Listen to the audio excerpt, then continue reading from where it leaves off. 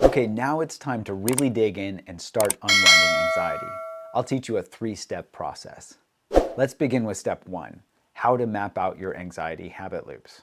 Because you can't make changes until you know what to change. I'll start with an example.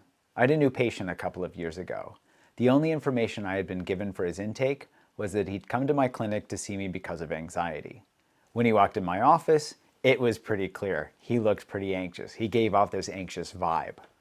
So I invited him to sit down and asked him how I could help. He was about 40 years old and described how he had had anxiety for the past 30 years.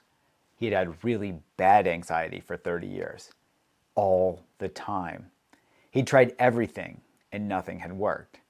Now this is pretty classic for generalized anxiety disorder. On top of this, in the past year or so, he had even started getting panic attacks while driving on the highway.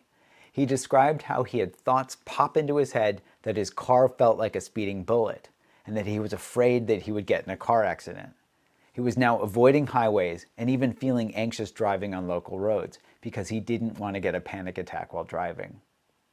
Now I encourage you to pause the video right now and write down or speech to text your own story.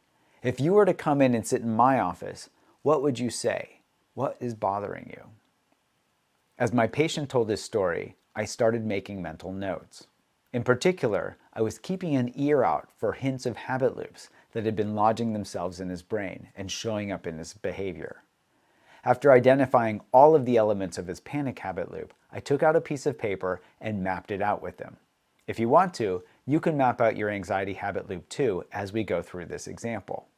So first, pull out a piece of paper and write trigger, behavior, and reward or result in a triangular pattern, each forming the point of that triangle. To my patient, I briefly explained how we form habits based on these 3 elements. I asked, let me see if I've got this right. Are your thoughts leading you to avoid driving? And then you don't have to worry that you might get a panic attack while on the highway. He nodded yes. His thoughts were triggering his behavior of avoiding driving, which resulted in the reward of not having a panic attack. When I drew arrows between the 3 words showing how triggers lead to behaviors, which lead to results, and then back to triggers, and then I explained how his brain might have formed this as a habit, his eyes got really big. And he pointed out that he'd never realized that this is what his mind was doing, that his anxiety, his worry, and avoidance could be a habit. He also let out a big sigh of relief. Why? Well, our brains don't like uncertainty. He'd been dealing with a lot of uncertainty for a long time. He didn't know why he was so anxious or how to deal with his panic attacks. And simply learning that this process of negative reinforcement was driving them helped to reduce that uncertainty, and thus some of his immediate anxiety. Knowing how his brain worked was a big relief for him. Now this story helps to illustrate several important points. First, it's important to understand how anxiety habit loops work in our brain. Second, we can get stuck in trying to figure out why we're anxious. The why isn't nearly as important as the what we do to avoid or to make our anxiety go away. That behavior typically shows up as worry, distraction, or avoidance. Third, it's pretty simple to start working with our anxiety habit loops. In 30 seconds, my patient and I had mapped out his anxiety habit loops related to driving. Now that you know how the process works, you can start mapping out your stress and anxiety habit loops as well. I've even created a simple habit mapper that you can print out and start mapping out your stress and anxiety habit loops. See how many you can identify. Also see when and how often they show up during the day. With our anxiety habit loops mapped, we can do a lot. But I want to empower you a little bit more with a few helpful concepts I've learned over the years. In physics, there's a term called the observer effect. The observer effect refers to the impact or the influence of the act of observation on the phenomenon being observed. It suggests that the act of measuring or observing a physical system can alter or disturb the system, leading to changes in the system's behavior or properties. Put another way, the observer effect suggests that the very act of observing a system can influence the outcome or properties of the system being observed. In psychology, This effect is called the Hawthorne effect. Experimenters started realizing that the act of observing participants in psychological experiments changed the results. Observing got in the way of the experiment itself. Now, we all have experienced this when someone watches us do something. Imagine your boss or supervisor standing over your shoulder as you write a memo or an email. It isn't the same as when your boss isn't in the room.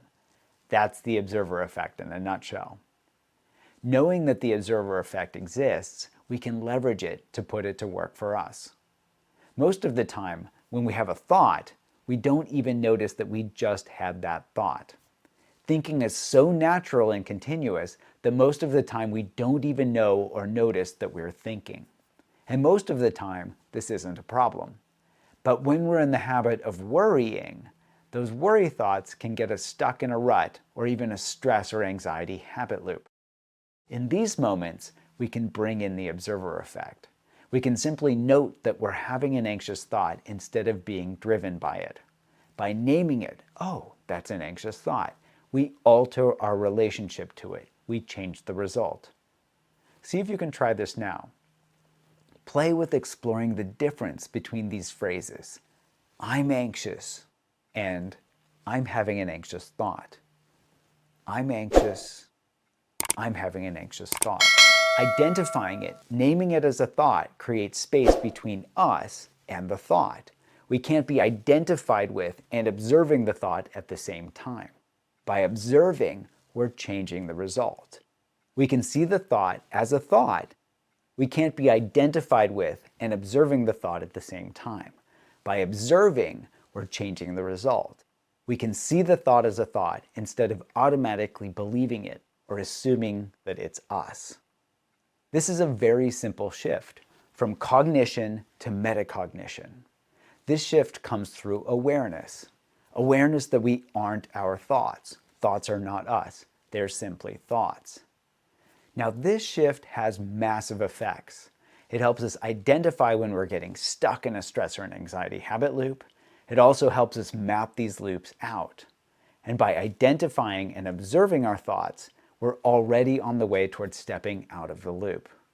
Remember, we aren't our thoughts. By observing them as thoughts, we open the space to work with our thoughts instead of automatically believing them and habitually reacting to them. Sometimes all we need is a little distance from our thoughts.